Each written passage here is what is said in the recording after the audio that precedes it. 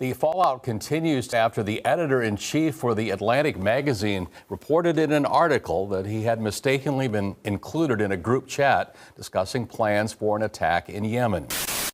Signalgate and all of Washington is, of course, talking about this rather than talk about what the administration is actually doing and actually up to. So I wanted to get the Washington bureau chief for Breitbart News, Matt Boyle, back on the program to break down all the ins and outs of it. So Boyle, first of all, how are you? Welcome back to the show. Doing great. Thanks, Jack. Thanks for having me. And I agree with your take that this is an op and that they are at war with the establishment media, with the radical left. And they need to understand that in this administration. I feel like they've been operating under the presumption that they won the war on election day, and that is not the case. The other side has been plotting. They've been planning things like this, and there are probably other ones going on in terms of political attacks on the president and on the people around him. And they need to stop, operating in la-la land. They cannot spin their way out of this. They cannot spin their way out of this. They can only punch their way out, and that means that they've got to hard shift, change this topic, deliver some major victories, and I think that they have to have a complete mindset change in the West Wing, from the senior staff on down, through the cabinet, et cetera. They've all been riding high, and understandably, right? Like, it was a big victory on November the 5th, but the fact is that the other side is not gone dead and buried, right? Like, they are still out there. They are plotting and planning. We just saw a Pennsylvania special election in a Senate seat where Democrats took a seat for, I think, the first time in more than 160 years. There are special elections coming up in Florida that are probably too close, a lot closer than the Republicans would like, and in Wisconsin for the Supreme Court race. The fact is that the White House needs to wake up, and they need to realize the other side is playing for keeps and that they did not win the war yet.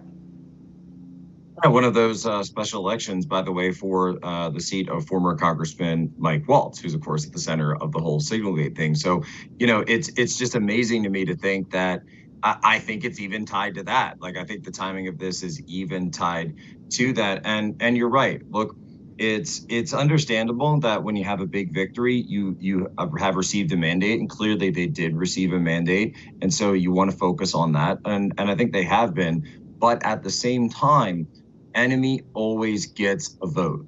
Mike Tyson, right? Everyone's got a plan until you get punched in the face. And it looked for a while there like the Democrats and the media and all of these operational networks had gone into panic mode. They were turtling. They had the ostrich with the head in the sand, and you had a free shot on goal. Okay, that's done now. That's all gone now. It's back into war mode. Let's get back into war mode. Let's get back to going on offense. You got to take down people on their side. This won't stop until they are stopped. They're not just going to go away. By the way, one of the reasons, so people keep asking me, they say, Posto, why are they using Signal? Why are they using Signal? Why aren't they using some magic, like, Avengers, Marvel movie kind of, secret chat group, et cetera? And I say, oh, really? You mean like the communication system that Alexander Vindman was leaking about in the first administration, and Eric Charamella, and all these various systems that you had the deep state flunkies with access to, that they started leaking to the media immediately, like David Ignatius and the General Flynn calls? Look, it's as crazy as it is, right? As crazy as it is. One of the reasons that, and I'm not defending this practice, by the way, but I'm explaining what's going on, is one of the things that this is going to do is push people back to those systems that the government controls. And, oh, by the way, who has access there? Well, the next Alexander Vindman and Eric Charamella and all the rest of those. So people have to understand, why haven't there been these major leaks that we've seen, these major operations before this moment? Here we're in March, and we haven't had almost into April, and we haven't had anything like this in the Trump admin. And it's because they've been protecting their communications from all of these deep state flunkies that do, by the way, still exist in the government, that are still holdovers, that are still sitting out there. And so from one perspective, I get it. And I certainly, by the way, and I saw that Waltz mentioned that he's talking to Elon Musk about creating something better than Signal that they can use. And I hope that he does. I sincerely hope that he does. I think that would be great. You need this end-to-end encryption. You need the deleting messages. And I think there are real questions. I think there's real questions, and it does need to be investigated how this guy got into that chat group in the first place, obviously being done on government phones, government devices. There are serious questions behind this. Mike Wall says he doesn't know how it happened. Okay, let's find out who did. What's the chain of custody? Break it down. But that's why you want to hold a real investigation, and that's why the Democrats are trying everything they can do to force this out in public, where you're putting Gabbard and Ratcliffe in bad situations because they're out there where they don't have the information yet because the investigation hasn't taken place, and you got Democrats up there like a firing line. So Boyle, what should the immediate response be to media and the Democrats on this? Well, first off, the answer is that first and foremost, all questions have been asked and answered here, right? There's nothing the administration's hiding. Everybody was doing their job in this whole thing. There's only one mistake here, and it's that the Atlantic guy, Jeffrey Goldberg, was added into the group chat. Other than that, there's nothing wrong with what any of the people in that chat did. And from Hegseth to Waltz to Gabbard to Rubio to Ratcliffe, all of them.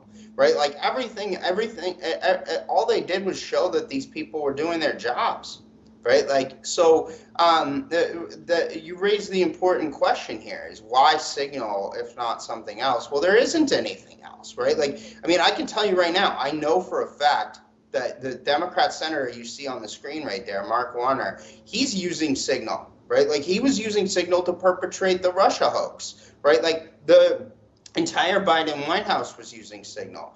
The entire Trump White House uses Signal. It's the only thing that they. What's funny is there's actually an article from 2017 about Signal and the use of it by Obama, Biden, and Trump that's written in the Atlantic. It's like it's so perfect. They all use Signal because it's the only option out there. So maybe Elon Musk is able to develop a better high-side government option for classified discussions or more sensitive discussions. But the fact of the matter is that it is the only option right now for this type of communication. It's not realistic to expect all of these different high-level individuals to be in the same room at the same time in a skiff somewhere in real time. They're moving very quickly at the orders of the president, and with the mandate that we talked about there, that the president has in carrying out his agenda. So it's totally unreasonable to expect that they all regularly get together in a room in a skiff to discuss this stuff. So they have to be able to communicate. They have to be able to communicate in real time, and there has to be a reasonable option for that. So maybe they can develop something to that effect. But again, I think the White House needs to stop being defensive about this. They need to stop spinning about it. They need to just go out there aggressively, decimate the other side. First off, anything else that they say is just adding fuel to the fire. No more interviews on Fox News and Sean Hannity, guys, right? Like, I mean, going on Sean Hannity's program and going on Fox News, it might feel good, right? Like for administration officials, but it doesn't do anything to help you, right? Like, so at this point, they need to hunker down and then focus on the agenda and get the story changed to the next big thing. This is not going to go away with some spin or an extra statement or a cool mean tweet or something like that, right? Like, it's just not. So the fact is the Democrats on the other side are seeking to weaponize anything and everything they can against the White House and against the administration. And the mentality in there needs to be on war footing, right? They need to recognize they're at war with the left and the establishment media. And I don't think they fully do yet, right? Like, I mean, look, there's been a lot of good changes and whatnot in the White House with regard to how they deal with the media in terms of the shift to the new media and things like that. But the establishment media is sitting there lurking and waiting